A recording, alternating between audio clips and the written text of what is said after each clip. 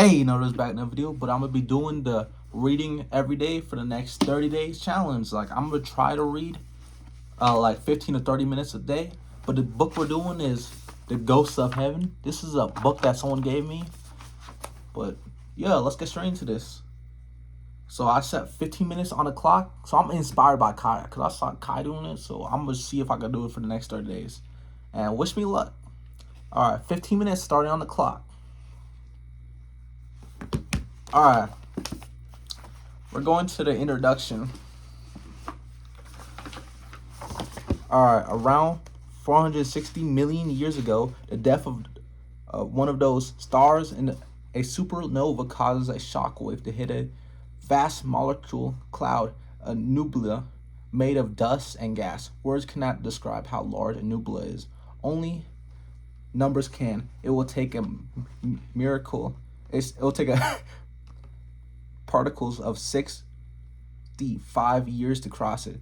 The shock waves triggers a reaction in the nebula. The dust particles within it are drawn together and they collide and stick together. So their gravitational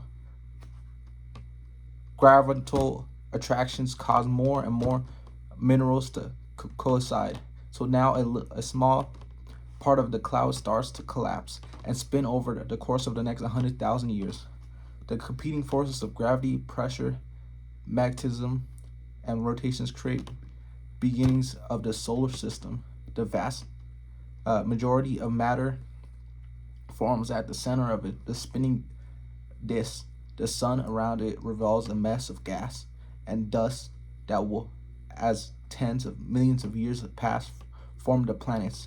The solar system at this time is cluttered and chaotic and overcrowded maelstrom of rocky planets, gas giants, moons, as asteroids, all hurling through clouds and dust and gas left over from the sun's formation. Collisions are inevitable and they occur about 4,500 years ago. A gas giant body the size of Mars hits the newly forming Earth, known as the Thesis. It slews into the prone planet and is oblique angle. Most of it matters fuses with the Earth, and its iron core sinks to join with the iron core of Earth. But a significant amount of the crust of both planets is plunges back into space where it becomes our moon. The impact of Thesis proves critical to our existence. The solar system is bathed in electrical magnetic radiation given off the sun, deadly to the most forms of life, certainly to human beings, but the iron core of Earth is larger than it would have otherwise been, large enough to remain hot and liquid.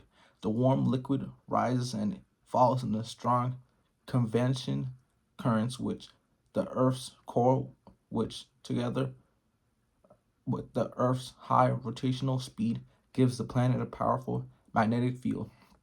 It's the magnetic field that repels the great majority of the rational sending the charged particles back into the space of spiraling down the lines of magnetism to the poles of Earth, where they collide with the atmosphere, causing the northern stars and their southern counterpart. The impact of Thesis also causes a wobble in the Earth's rotation. It's the wobble that gives us our seasons, spring to summer to autumn to winter. And yet it is also the continuing presence of moon and collision, and it stabilizes the Earth's motion, without which the variation in temperature between our seasons would be much greater, lurching between extremes of hot and cold that continues to make our life here impossible. A period of relative peace arrives, but then around 5 million years later, the gravitational effects of Jupiter, Saturn not only moves Neptune and Pluto further out to space, but also start to influence the uncountable number of asteroids into orbit. Many are pushed out into deep space, but some are propelled into the inner solar system, colliding with the Earth and the Moon. As the Earth is struck again and again, the temperature of our planet surface rises high enough to melt rock, turning our home into a deadly hell. Yet the late heavy bombardment, as it is known as, dies away relatively rapidly. It awakes comes a steady trickle of impacts with icy comets and asteroids. These deliver water to Earth from their outer, colder regions of the solar system. Water will form the oceans and deliver some things else, organic compounds from which the development of life itself is possible. The late heavy bombardment would have also certainly eradicated any life on Earth that existed at this time, and yet the earliest form of life we have discovered, simple cells without a nucleus, known as prokaryotics, date immediately after the end of the impact. Impacts of objects from space still occur.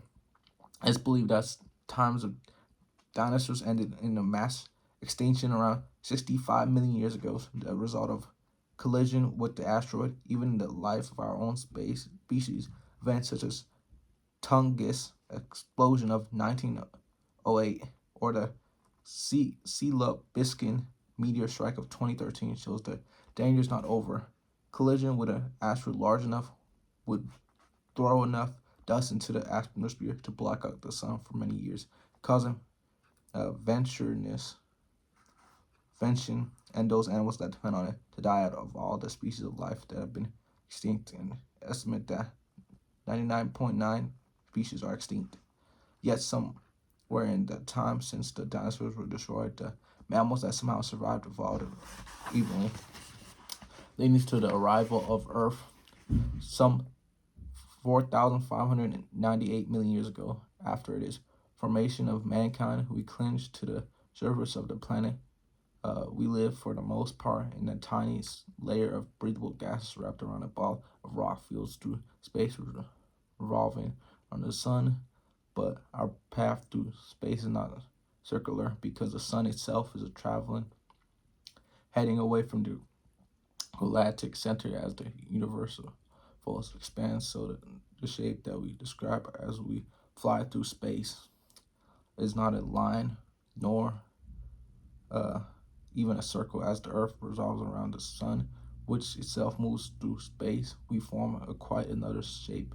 Although the three-dimensional spirals known as hectic, there are 4 quarters to this story. They could be read in any order. The story will work. The 4 quarters are assembled here, just 24 possible combinations. This order makes one kind of sense, but the reader should feel to choose a different order and a different sense if desired. All right, quarter 1, Whispers in the Dark. She is one who goes on, one another remains behind, the one who walks in darkness. When others cling to the light, she is the one who step alone into the cave. With fire in her hand, and with fire in her head, she walks with people, climbs up beside the waterfall, up as the water thunders down, up through the cool green leaves, the summer lighting through the leaves and the air. They have come so far, and they ache with the pain of their feet and their backs, but they cannot stop, because the beasts do not stop. From where they climb, they cannot see the beast with their eyes, but they know they are there.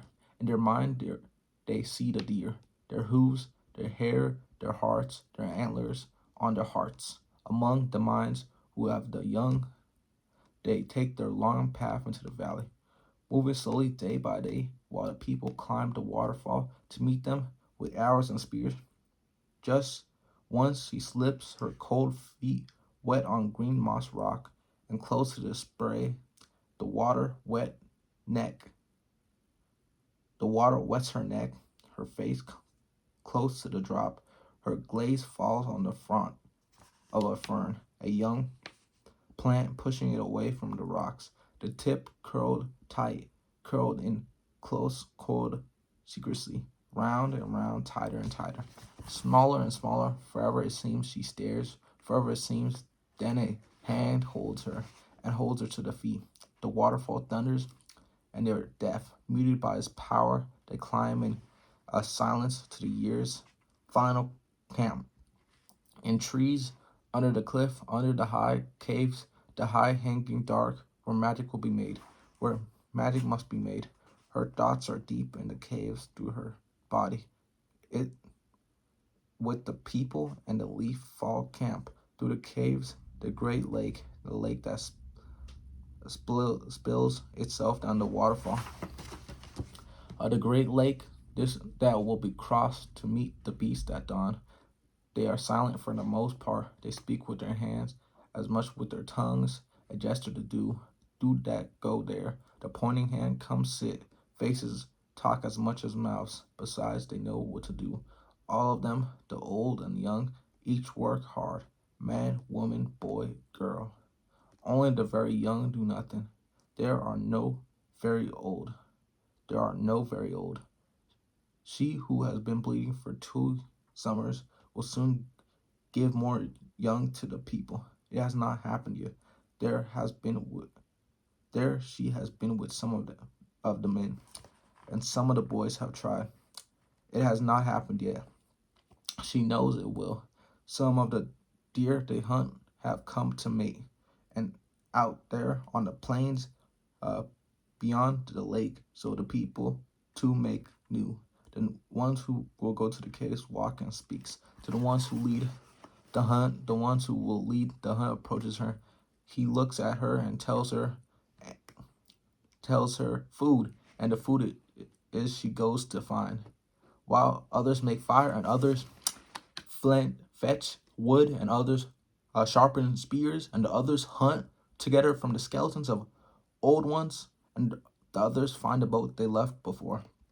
A few of the people left out from the cave, forcing, she leads them to go their way. While she goes hers, leaf fall is here. Yet the evening is warm. She leaves her furs behind and walks naked with the moist green air on her skin through the trees of the wood which stretches along the whole lake shore, beneath the caves, beneath the high hanging caves. She has a basket folded from reeds. She fills it with what she can find. There are nuts which will be good on the fire. Berries, she finds a root she knows, then she lifts the spiraling fronds of ferns and finds snails, large snails, good eating. She places them in her basket, and one by one hovers in the air on her fingertip as she traces it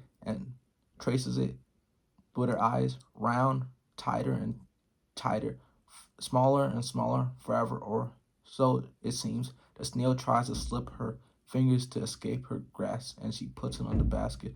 Time to eat. At the camp, the fire is fierce, and they have returned. Some have left their ferns, and they stay in there. She feels the cold. The sun dips from the trees. They slip her fur over her back. They eat. There is a dried meat, fish from the great lake. There are berries and nuts she found, which toss on the rocks by fire. When the eating is done, the telling begins, and the one who does the telling tells the hunt that will come. And then he tells the one of the beast, and tells the fight between the sun of the moon. He tells of the journey to the caves. And the ones who make the journey stares into the flames, and he sees darkness, but she doesn't listen to the stories. She holds the shells of the ones who snails. Its body in her belly is the back of her hands. By the firelight, she stares at it. There's something about the shell of the shell, like the shape of the curling ferns. If it's speaking to her, she's sure, but she doesn't know what it says because it speaks in a language she doesn't know. She picks up a stick and a small dry stick and puts it at the end of the dust. and her feet. She moves the end of the stick and marks it in the dust. A short, curved line. Her eyes are fixed on the shell, on its colors, on the curving line, the light white line in the center of the curved body, wrapping. Tighter, round, smaller and smaller, or looked at another way, out at the larger shape, like that could go on further, or so it seems, as she speaks to her, and she doesn't know what it says, but she knows what she's seen when her eyes were shut. She lifts her foot, and the line in the dust is gone. Okay, chapter 2. We'll do that another day, but like, good 15 minutes. Like, I'll see you guys tomorrow. We're trying to improve our speaking abilities. That's why I'm trying to read. Like, this is just day 1. I'm telling you, day 30 is gonna be different. Like, word 2. But I'll see you guys tomorrow.